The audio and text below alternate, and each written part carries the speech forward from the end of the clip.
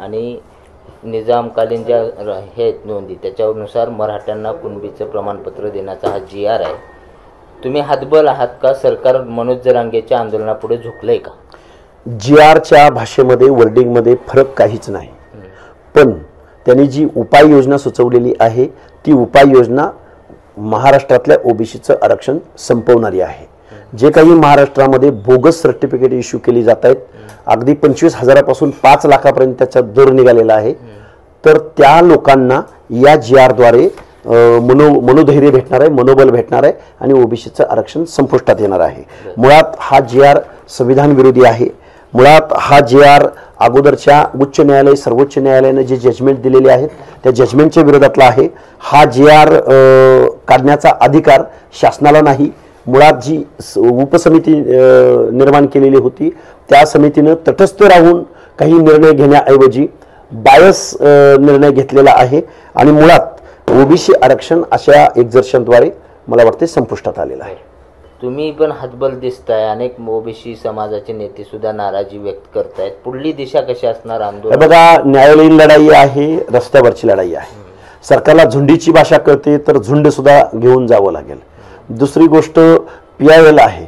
PIL द्वारे इथले MPSC देणारे विद्यार्थी, रिक्रुटमेंटच्या स्पर्धा परीक्षा देणारे विद्यार्थी, वेगवेगळ्या प्रभावित संस्था, वेगवेगळ्या प्रभावित ओबीसींच्या संघटना, जातींच्या संघटना त्यांनी त्वरित एकत्रित येऊन किंवा सुमोटो पुढे जाऊन या निर्णयाच्या विरोधामध्ये गव्हर्नमेंटला म्हणजे याच्यावरती लवकरात लवकर स्टे आणणं यासाठी काम करावं लागेल आणि दुसरी रस्त्यावरची लढाई लढावी लागेल. सरकारने अतिशय तत्परता दाखवली. 1 तासात GR झाला चर्चेनंतर. मला वाटतं हे ठरलेल्या गोष्टी आहेत. मुळात न्यायालयाच्या निर्णयापुढं आपल्याला निर्णयाची अंमलबजावणी करताना येताना अडचणी येतील म्हणून काहीतरी हे थातुरमातुर केलेलं आहे. मुळात GR ॲज इट इज वर्डिंगमध्ये दिलेला आहे, पण त्याची जी उपाययोजना सुचवलेली आहे ग्राम महसूल अधिकारी, ग्रामपंचायत अधिकारी आणि सहाय्यक कृषी अधिकारी या लोकांना जे काही चौकशी करून त्यांना मदत करा असं जे म्हटलेलं आहे हे घटनाविरोधी आहे, आरक्षणाच्या पॉलिसीच्या विरोधी आहे.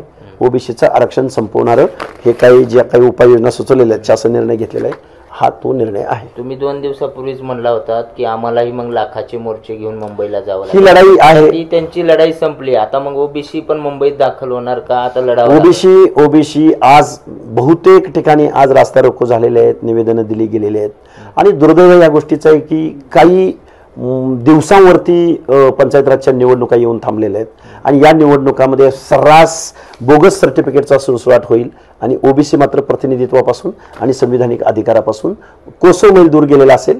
आता बंजाऱ्यांनी ऊस तोडायला जावं, बंजाऱ्यांनी तांडा सोडू नये, वीटभट्टी किंवा पुण्या मुंबईसारख्या ठिकाणी शारीरिक श्रमाची कामं, बांधकामामध्ये वाळू वाहणं, विटा वाहणं, बांधकाम करणं, प्लास्टर करणं ती कामं करावीत.